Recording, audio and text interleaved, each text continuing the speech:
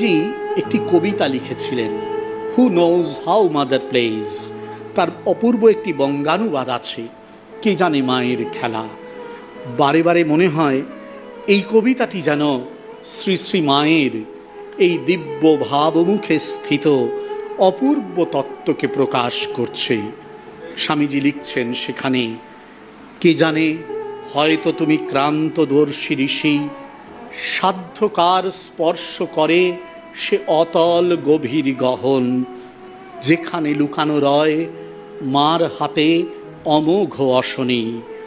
হয়তো পড়েছে ধরা উৎসুক করুণ নেত্র শিশুর দৃষ্টিতে, দৃশ্যের আড়ালে কোনো ছায়ার সংকেত, মুহূর্তে যা হতে পারে দুর্নিবার ঘটনা প্রবাহ।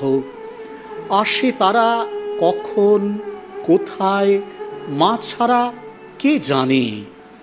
হয়তো বা জ্ঞানদীপ্ত মহান তাপস বলেছেন যতটুকু, তারও বেশি পেয়েছেন প্রাণে। কে জানে কখন কার হৃদি সিংহাসনে মা আমার পাতেন আসন।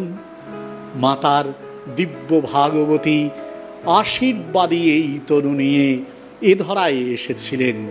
কত জনের হৃদয়ে কতভাবে তাঁর আসন পেতে গেছেন। আমরাও কিন্তু সেই অপেক্ষায় রয়েছি, যদি আমাদের হৃদয়েও মাতার নিত্য আসনটি পাতেন, তাতেই আমরা ধন্য হব, কৃতার্থ হব।